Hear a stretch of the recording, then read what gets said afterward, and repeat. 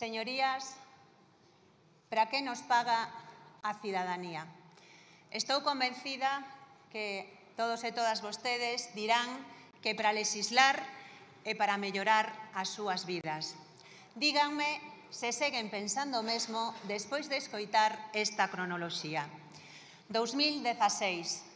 Galiza pide por primeira vez a transferencia da AP9. A lei do Parlamento de Galiza nin siquera foi debatida polo veto imposto polo Partido Popular. 2017. Galiza pide a transferencia por segunda vez. A lei tampouco chegou a ser debatida porque, de novo, o Partido Popular vetou o debate da iniciativa. 2018.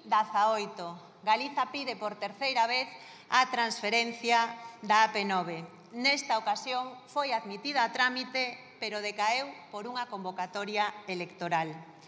2021. Galiza pide a transferencia por cuarta vez e esta Cámara aprobou tramitala pola vía de urxencia. Pero, finalmente, tamén decae en 2023 despois de que se solicitasen 15 prórrogas. 15 prórrogas para unha lei que tiña que tramitarse pola vía de urxencia, unha auténtica tomadura de pelo. Estamos en 2024 e estou nesta tribuna porque Galiza pide de novo a transferencia da AP9. Seguen pensando, señorías, que no relativo á AP9 están defendendo os intereses dos galegos e das galegas?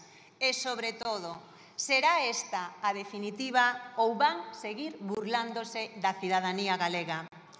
Sabemos moi ben como as forzas estatais se alternan na discriminación a Galiza. De feito, as excusas que antes utilizaba o Partido Popular agora utiliza sin ningún rubor o Partido Socialista.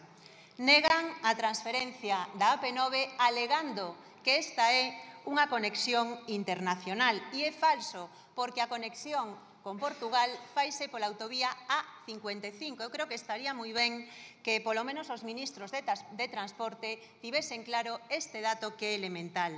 Pero que, ademais, o Estado xa transferiu autoestradas que si tiñan unha conexión internacional, por exemplo, a Euskadi ou a Cataluña. Outro argumento compartido polo Partido Popular e o Partido Socialista é que o rescate resulta inasumible para o Estado. Sin embargo, non tiveron ningún problema en rescatar as radiais madrileñas por miles de millóns de euros. Claro que coas radiais madrileñas a petición viña da gran banca e das grandes constructoras e neste caso a petición ven do pobo galego. O que queren é perpetuar a discriminación con Galiza e aí están os feitos.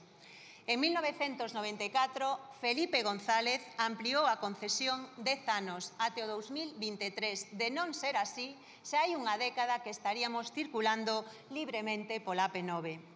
No 2000 foi José María Aznar quen ampliou a concesión 25 anos e, como guinda, privatizou a autoestrada en 2003 a prezo de saldo. E fíxense que coincidencia.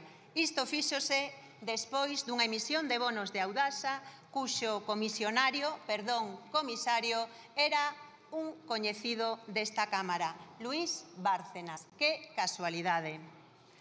Esas prórrogas de PP e PSOE deixaronlle a Galiza unha das autoestradas máis caras. Pagamos 25 euros por percorrer 220 kilómetros e tamén coa concesión máxima que permite a lei, 75 anos.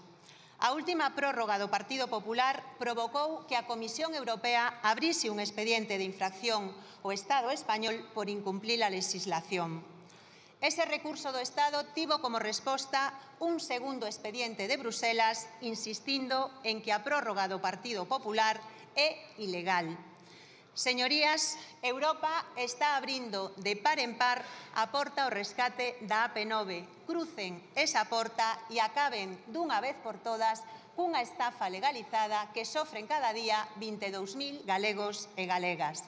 É certo que até o de agora o único respiro para esas persoas usuarias foron os descontos logrados polo BNG a través do acordo de investidura co Partido Socialista, pero é insuficiente. Deixen de poñerlle de poñer excusas para negarlle a Galiza o que outros desfrutan desde hai anos. Pídolles que non volvan a converter este debate nunha burla aos galegos e ás galegas. É o momento de cumprir con Galiza e atender unha das demandas máis sentidas do meu país, poder circular por unha P9 galega e libre de peaxes. Non fagan deste debate unha nova burla a Galiza. Moitas grazas.